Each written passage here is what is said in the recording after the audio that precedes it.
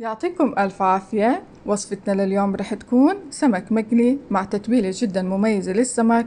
واليوم رح نعمل طريقة القلي على طريقة المطاعم، كيف يطلع معكم السمك مقرمش.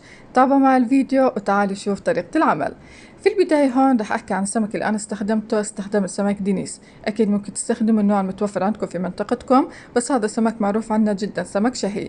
في البداية هون رح أنظفه. بالنسبة للتنظيف هون رح نحتاج كمية من الملح، كمية من الخل الأبيض، وكمية من الطحين. الكميات هي كميات تقديرية حسب كمية السمك اللي انتو رح تستخدموها. بنفرك السمكة كثير منيح، بتركه منقوع تقريبا مدة 5 دقائق. بعديها بغسله كثير منيح بالمي، بنغسله من برا ومن جوا. بتركه يتصفى بالمصفاية شوي، وبعديه هون رح أعمل ثقوب. بنعمل ثقوب بكل سمكة. هاي الثقوب بتساعد على استواء السمك، وكمان بتساعد انها تدخل التتبيلة جوا السمك. هيك عندي السمك صار جاهز، بتركه على جنب وببلش هون أحضر للتتبيلة. بالنسبة للتتبيلة هون رح نحتاج أكيد الكزبرة، تقريبا نص كاسة من الكزبرة. رح نحتاج معلقة كبيرة من الثوم المهروس. رح نحتاج الفلفل الرومي، استخدمت هون الفلفل الرومي الأحمر تقريبا حبة واحدة. حبة من عصير الليمون. هلا هون رح أفرمهم كثير ناعم، طبعا هاي الخلطة لازم تكون معنا ناعمة. هيك عندي جاهزة. هلا هون رح نحضر للتوابل. بالنسبة للتوابل هون رح نحتاج معلقة كبيرة من بهارات السمك. رح نحتاج نص معلقة صغيرة من الكركم، معلقة صغيرة من الكمون، نص معلقة صغيرة من الزنجبيل البودرة. في حال متوفر عندكم الفريش أكيد ممكن تستخدموه، بتحطوه مع الخلطة اللي حطيناها بالفرامة. رح نحتاج كمان هون معلقة صغيرة من البابريكا. آخر إشي هون رح أحط الملح، بخلطهم مع بعض. وهلا هون رح أنزل التتبيلة. رح أزيد عليهم هون تقريبا معلقة كبيرة من الخل الأبيض. بهيك عندي مكونات التتبيلة صارت جاهزة، بخلطهم كثير منيح مع بعض. رح أحكي عن البهارات. أكيد ممكن تستخدموا البهارات اللي انتو بدكم إياها. البهارات اللي أنا استخدمتها بالوصفة هي البهارات الأساسية لخلطة السمك.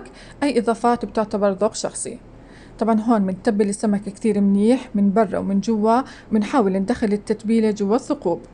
رح أتركه هون منقوع تقريبا بالتتبيلة مدة نص ساعة. طبعا هون بدخل الصينية الثلاجة، بتركها نص ساعة، وبعديها بطلعها بنزل السمك بخلطة التغطية. بالنسبة هون لخلطة التغطية رح نحتاج أكيد الطحين. كمان هون كمية تقديرية، تقريبا هون استخدمت أنا كاستين ونص من الطحين. رح نحتاج معلقة كبيرة من بهارات السمك، معلقة صغيرة من البابريكا، ورح أملح هون. رح نحتاج كمان هون معلقتين كبار من نشا الذرة، بالإضافة إلى نص كاسة من البقسماط. البقسماط هون اختياري بس بيعطي نكهة كثير طيبة. بخلط المواد كلياتها مع بعض.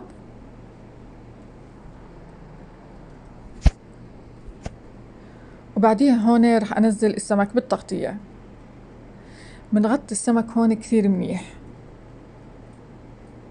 بنضلنا نقلبه في الطحين.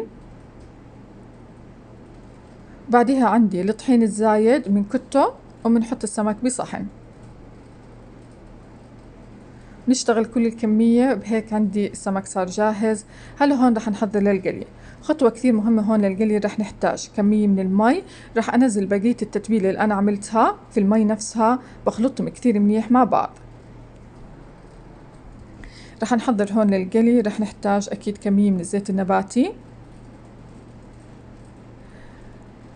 أول ما أشوف عندي الزيت بلش يسخن، باخذ كل قطعة من السمك وبغطسها في المي وبرجع بحطها بالزيت. طبعا هاي الطريقة بتعطي السمك قرمشة. والطحين الزايد بنزل في المي، ما بنزل عنا في الزيت وما بيحترق عند الزيت. هاي الطريقة بيطلع معنا السمك مقرمش، وكمان ما بيشرب عندي السمك كمية من الزيت. هون رح أقلب السمك. هون رح أغطي كمان الطنجرة ورح أتركه حتى يستوي عندي السمك. بوطي الغاز وكل شوي بقلب السمك. هيك عندي صار جاهز. طبعا كل سمك بنشيلها بنغطسها في المي وبنرجع بنغطسها بالزيت. هاي الطريقة جدا مميزة، بتعطي السمك زي ما حكيت لكم قرمشة، وكمان عنا سمك هون ما بيشرب من الزيت. هيك عندي الوصفة صارت جاهزة، وهون الفيديو عندي هيك صار جاهز. بتمنى انه الفيديو عجبكم، بتمنى كمان انه الوصفة عجبتكم. اذا عجبكم الفيديو والوصفة ما تنسوا لايك للفيديو لدعم الفيديو، الاشتراك بقناتي، تفعيل زر الجرس حتى يوصلكم جديد القناة، ويعطيكم الف عافية.